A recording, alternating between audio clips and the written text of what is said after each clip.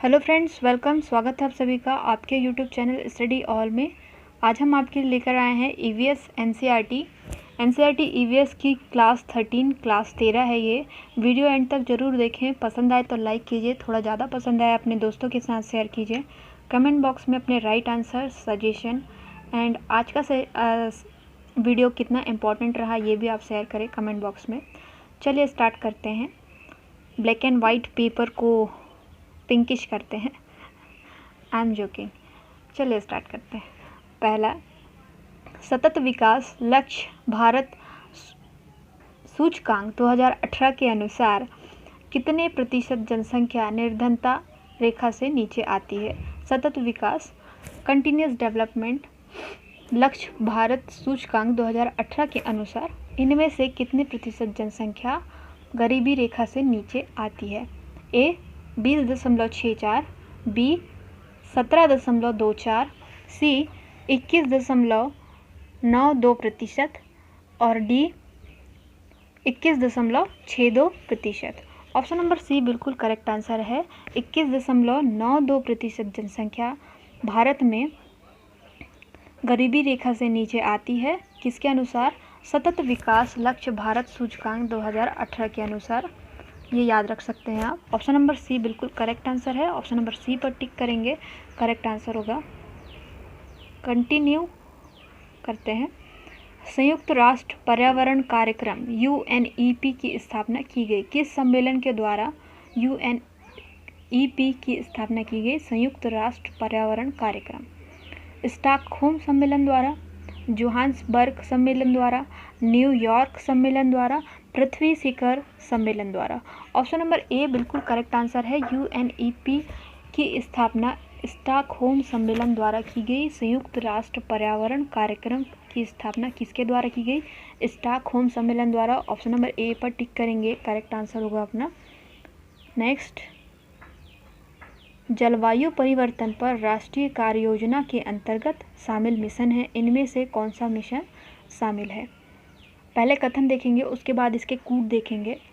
पहला कथन है सतत आवास पर राष्ट्रीय मिशन, दूसरा राष्ट्रीय स्वच्छता मिशन, तीसरा सतत कृषि पर राष्ट्रीय मिशन और चौथा राष्ट्रीय जल मिशन। कूट है ए केवल 1 एवं 2, बी केवल 3, सी केवल 2 एवं 4, डी केवल 1, 3 एवं 4। ऑप्शन नंबर डी बिल्कुल करेक्ट आंसर है, जिसमें पहला और तीसरा और चौथे कथन की बात हो रही है। ये लक्ष्य शामिल किए गए हैं, पहला, तीसरा और चौथा। ऑप्शन नंबर डी पर टिक करेंगे, बिल्कुल करेक्ट आंसर होगा अपना। पहला कथन है यहाँ पर सतत आवास पर राष्ट्रीय मिशन, पहला, तीसरा सतत कृषि पर राष्ट्रीय मिशन और राष्ट्रीय जल मिशन। ये सारे लक्ष्य निर्धारित किए गए हैं, सतत आवास, सतत कृषि और जल मिशन। ऑप्शन नंबर 4 यहाँ बिल्कुल डी वाला बिल्कुल राइट आंसर है। 1, 3 और 4।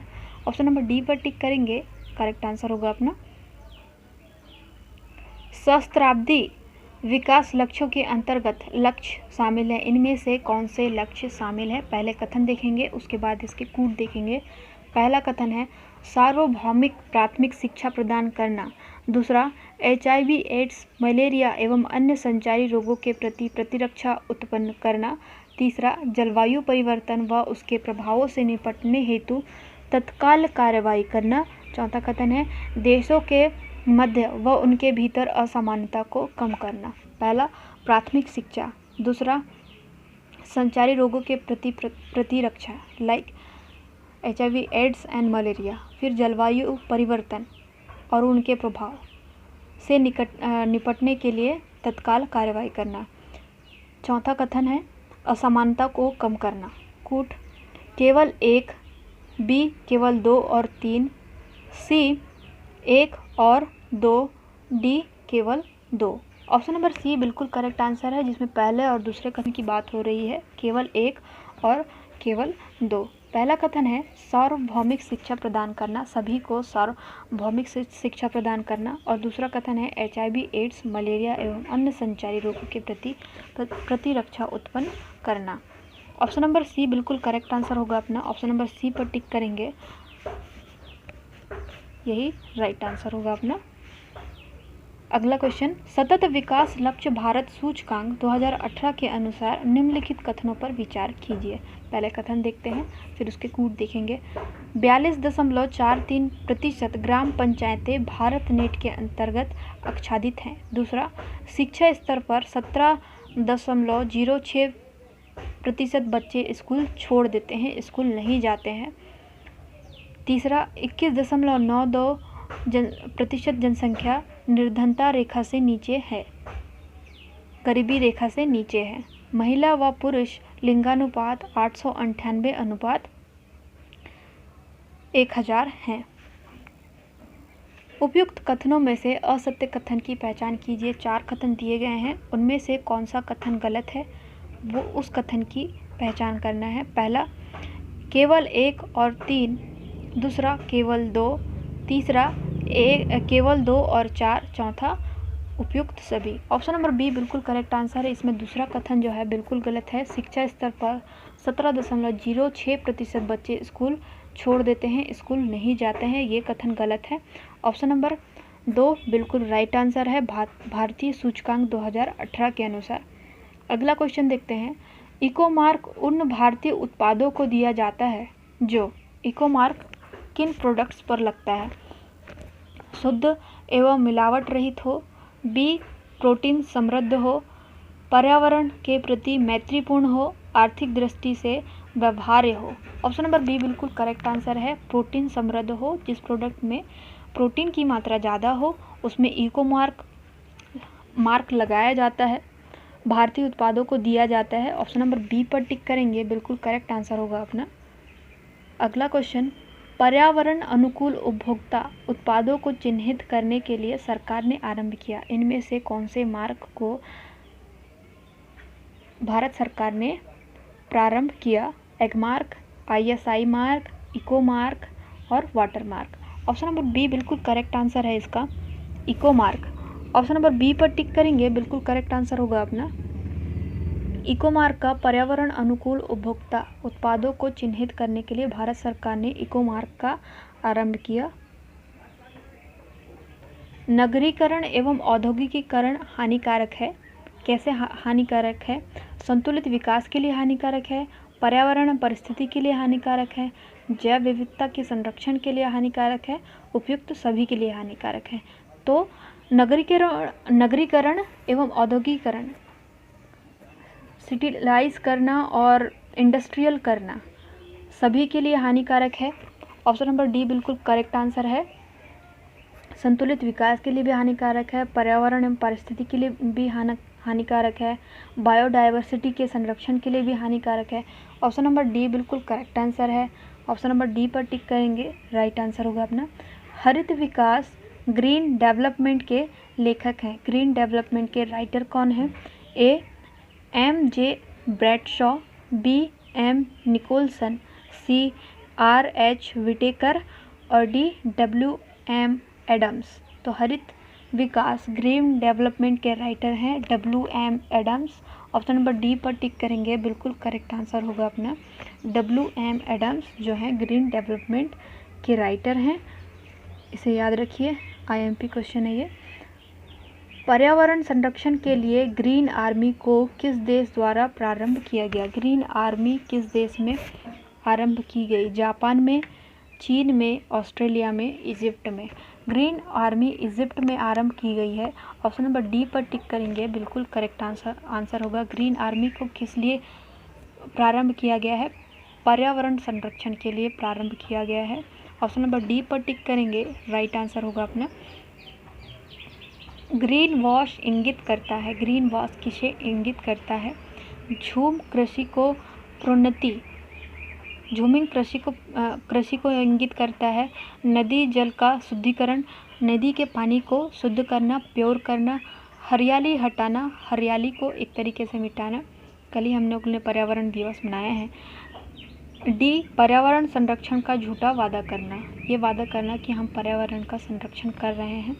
ऑप्शन नंबर ए यहाँ बिल्कुल करेक्ट आंसर है। ग्रीन वॉश जो है झूमिंग कृषि को इंगित करता है, झूमिंग कृषि की प्रोन्नति को इंगित करता है। ऑप्शन नंबर ए पर टिक करेंगे, राइट आंसर होगा अपना।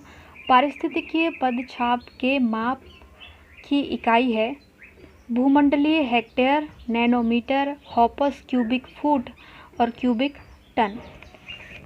ऑप्शन नंबर सी बिल्कुल करेक्ट आंसर होगा। हॉपर्स क्यूबिक फुट पारिस्थितिकीय पदछाप के माप की इकाई है। ऑप्शन नंबर सी पर टिक करेंगे, करेक्ट आंसर होगा अपना हॉपर्स क्यूबिक फुट।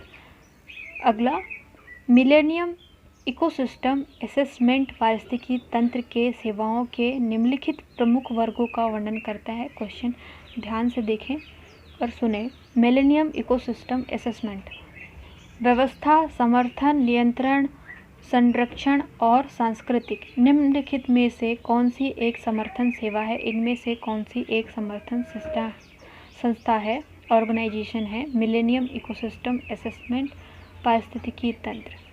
पहला, खाद्यान्न और जल का उत्पादन। बी, जलवायु और रोग का नियंत्रण। सी, पोषक चक्रण और फसल परागण। डी, विविधता अनुरक्षण। ऑप्शन नंबर सी बिल्कुल करेक्ट आंसर है यहाँ पर, पोषक चक्रण और फसल परागण। ऑप्शन नंबर सी पर टिक करेंगे, बिल्कुल करेक्ट आंसर होगा पोषक चक्रण और फसल परागण। नीले कार्बन के संदर्भ में सत्य कथन की पहचान करना है। इनमें से एक कथन सत्य है, उस कथन की पहचान करना है। यह पेड़ पौधों द्वारा अवशोषित की जाने वाली कार्बन है। यह समुद्री घास एवं अंतराचारीय दलदलों में जमा होने वाली कार्बन है। यह मछलियों के आंतरिक भागों में एकत्रित होने वाली कार्बन है। और डी है उपयुक्त में से कोई नहीं। ऑप्शन नंबर बी बिल्कुल करेक्ट है, जो राइट नहीं है, सत्य कथन नहीं है, यहाँ पर गलत कथन है। यह समुद्री घास एवं अंतराचारीय दलदलों में जमा होने वाली कार्बन है। Option number b correct answer होगा अपना। अगला देखते हैं, पृथ्वी द्वारा कार्बन को अवशोषित करने की क्षमता कहलाती है। पृथ्वी द्वारा कार्बन को अवशोषित करने वाली क्षमता क्या कहलाती है? अर्थ आवर कहलाती है, कार्बन क्रेडिट कहलाती है, कार्बन स्पेस कहलाती है, कार्बन फुटप्रिंट कहलाती है। ऑप्शन नंबर सी बिल्कुल करेक्ट आंसर है, बिल्कुल सही, कार्बन स्पेस। आप इसे याद रखें, पृथ्वी द्वारा कार्बन को अवशोषित करना, अपने अंदर समाहित करने की जो क्षमता है वो कहलाती है कार्बन स्पेस। ऑप्शन नंबर सी बिल्कुल करेक्ट आंसर है अपना, कार्बन स्पेस पर टिक करेंगे, राइट होगा अपना। अगला क्वेश्चन देखते हैं, ग्रीन हाउस गैसों की वह मात्रा जो किसी समुदाय, संस्था एवं संगठन द्वारा वायुमंडल में निर्मुक्त होती है कहलाती है। ब्लू कार्बन कहलाती है, ग्रीन कार्बन कहलाती है, कार्बन फुटप्रिंट कहलाती है, कार्बन स्पेस कहलाती है। ऑप्शन नंबर सी यहाँ पर भी बिल्कुल करेक्ट आंसर है, कार्बन फुटप्रिंट कहलाती है। ग्रीन हाउस गैसों की वह मात्रा जो किसी समुदाय, संस्था एवं संगठन द्वारा वायुमंडल में निर्मुक्त होती है, कार्बन फुटप्रिंट कहलाती है। ऑप्शन नंबर सी पर टिक करेंगे, राइट आंसर होगा अपना।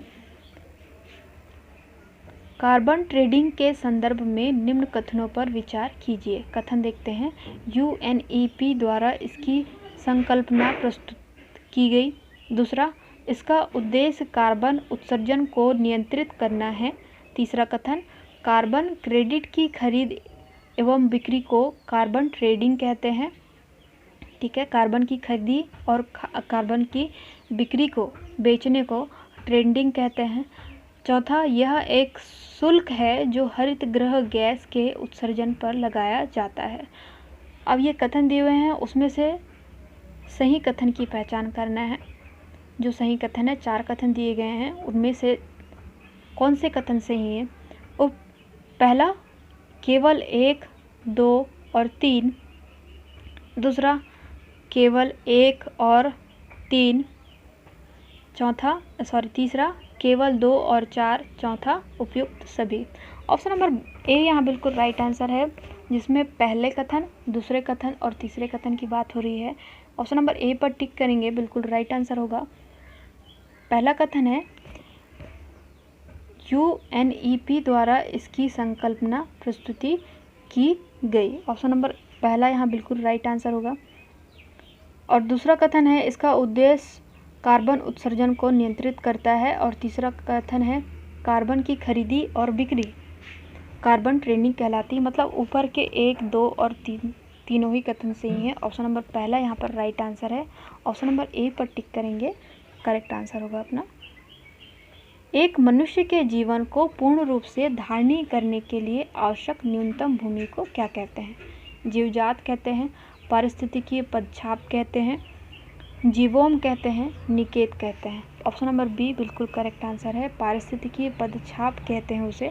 एक मनुष्य के जीवन को पूर्ण रूप से धारणीय करने के लिए आवश्यक न्यूनतम भूमि को, छोटी भूमि को पारिस्थितिकीय पदछाप कहते हैं। ऑप्शन नंबर बी पर टिक करेंगे, राइट आंसर होगा अपना। भारत में हरित भवन का मूल्यांकन निम्नलिखित में से किसके द्वारा नहीं किया जाता है? ठीक है, भारत में हरित भवन का मूल्यांकन लीड, गृहा, IGBC and BIS। Option number D बिल्कुल करेक्ट आंसर है, BIS। भारत में हरित भवन का मूल्यांकन BIS द्वारा नहीं किया जाता है। ऑप्शन नंबर डी पर टिक करेंगे, बिल्कुल राइट आंसर होगा, इसे याद रखें आप लोग।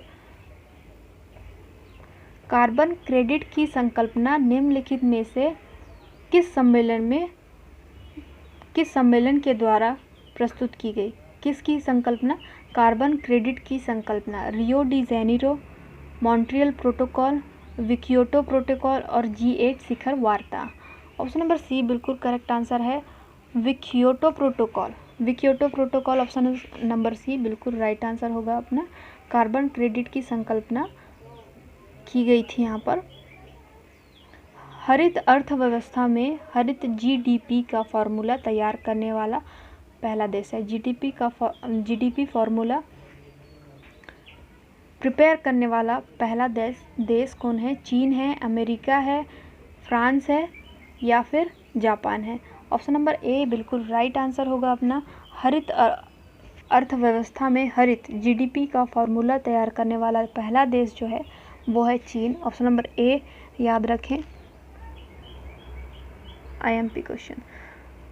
सर्वप्रथम वर्ष 2007 में अर्थ आवर को किस देश द्वारा शुरू किया गया था? भारत, चीन, ऑस्ट्रेलिया, जापान। ऑप्शन नंबर सी बिल्कुल राइट आंसर है यहाँ पर, ऑस्ट्रेलिया। सर्वप्रथम वर्ष 2007 में अर्थ आवर को ऑस्ट्रेलिया द्वारा शुरू किया गया था। ऑप्शन नंबर सी पर टिक करेंगे, बिल्कुल करेक्ट आंसर होगा अपना। अगला क्वेश्चन, हरित सूचकांक निम्नलिखित में से किस संस्था द्वारा जारी किया जाता है? हरित सूचकांक विश्व बैंक द्वारा जारी किया जाता है, अक्टांड द्वारा जारी किया जाता है, विश्व व्यापार संगठन द्वारा जारी किया जाता है या फिर अंतर्राष्ट्रीय मुद्रा कोष IMF, इंटरनेशनल म्यूचुअल फंड के द्वारा जारी किया जाता है? ऑप्शन नंबर ए बिल्कुल राइट आंसर है, विश्व बैंक। हरित सूचकांक विश्व बैंक संस्था द्वारा जारी किया जाता है। ऑप्शन नंबर ए पर टिक करेंगे, ये क्वेश्चन भी आप याद रख सकते हैं। हरित सूचकांक किसके द्वारा जारी किया जाता है, ऐसे भी क्वेश्चन बन सकता है। ऑप्शन नंबर ए बिल्कुल राइट आंसर है। राष्ट्रीय पर्यावरण अभियांत्रिकी शोध संस्थान नीरी कहाँ अवस्थित है या फिर कहाँ स्थित है? नीरी कहाँ पर है, ऐसे भी क्वेश्चन बनेगा। राष्ट्रीय पर्यावरण अभियांत्रिकी शोध संस्थान नीरी कौन से सिटी में है? बेंगलोर में है, हैदराबाद में है, नागपुर में है, नई दिल्ली में है?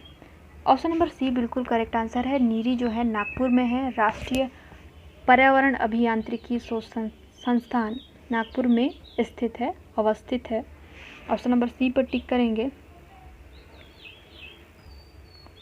विश्व मौसम विज्ञान संगठन का मुख्यालय कहाँ स्थित है?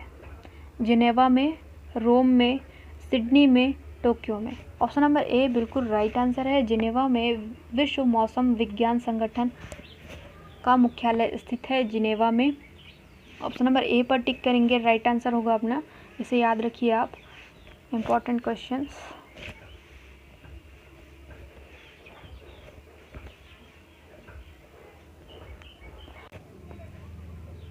संयुक्त राष्ट्र पर्यावरण कार्यक्रम UNEP का मुख्यालय कहाँ है? UNEP कहाँ पर स्थित है? द हेग में, नैरोबी में, न्यूयॉर्क में, वॉशिंगटन DC में। ऑप्शन नंबर बी बिल्कुल करेक्ट आंसर है। नैरोबी में संयुक्त राष्ट्र पर्यावरण कार्यक्रम UNEP का मुख्यालय है। ऑप्शन नंबर बी पर टिक करेंगे। EVA का पूर्ण रूप क्या है? EVA का फुल फॉर्म क्या होता है? Environmental pollution agency, environmental prohibition agency, C environmental protection agency, D उपयुक्त में से कोई नहीं। ऑप्शन नंबर सी बिल्कुल राइट आंसर है। EVA का जो फुल फॉर्म है वो है एनवायरमेंटल प्रोटेक्शन एजेंसी, इसे याद रखें। ये भी IMP क्वेश्चन है। आई होप ऐसा लग रहा है मुझे ये इनमें से आप सारे तो नहीं, ज़्यादातर क्वेश्चंस इंपॉर्टेंट हैं। अगला क्वेश्चन देखते हैं, ये आप लोग कमेंट करके बताएंगे आज का सेशन कितना इम्पोर्टेंट है। वैसे तो ग्रीन पीस इंटरनेशनल का मुख्यालय अवस्थित है। ग्रीन पीस इंटरनेशनल कहाँ पर स्थित है? इसका मुख्यालय कहाँ अवस्थित है? एम्स्टर्डम में, कैनबरा में, ओटावा में, नागासाकी में। ऑप्शन नंबर बी बिल्कुल करेक्ट आंसर है। कैनबरा में ग्रीन पीस इंटरनेशनल का मुख्यालय स्थित है। ऑप्शन नंबर बी पर टिक करेंगे, बिल्कुल राइट आंसर होगा अपना। दक्षिण गंगोत्री क्या है? आंध्र प्रदेश में नदी घाटी, अंटार्कटिका में भारतीय शोध केंद्र, गंगोत्री के दक्षिण में गंगा नदी का द्वितीय स्रोत, अंटार्कटिका में निकट हिंद महासागर में द्वीप। दक्षिण गंगोत्री है ऑप्शन नंबर बी, अंटार्कटिका में भारतीय शोध केंद्र। ऑप्शन नंबर बी पर टिक करेंगे, करेक्ट आंसर होगा। दक्षिण गंगोत्री क्या है? तो अंटार्कटिका में भारतीय शोध केंद्र है दक्षिण Gangotri. Last question not the least, आगे और भी सेशन आएंगे क्योंकि central arid zone research institute स्थित है हैदराबाद में, जोधपुर में, अहमदाबाद में, बेंगलोर में। तो central arid zone research institute है जोधपुर में। ऑप्शन नंबर बी बिल्कुल करेक्ट आंसर होगा अपना। ऑप्शन नंबर बी पर टिक करेंगे, बिल्कुल राइट आंसर होगा अपना। सेंट्रल एरिड जोन रिसर्च कहाँ पर स्थित है? तो वो जोधपुर में स्थित है। ऑप्शन नंबर बी पर टिक करेंगे, करेक्ट आंसर होगा। Thank you guys, thank you so much for watching. I hope ये वीडियो आपके लिए यूज़फुल होगा, इम्पॉर्टेंट होगा। आप कमेंट करके ज़रूर बताएं। वीडियो पसंद आया हो लाइक कीजिए, शेयर कीजिए, कमेंट बॉक्स में लिखिए। Bye bye, take care.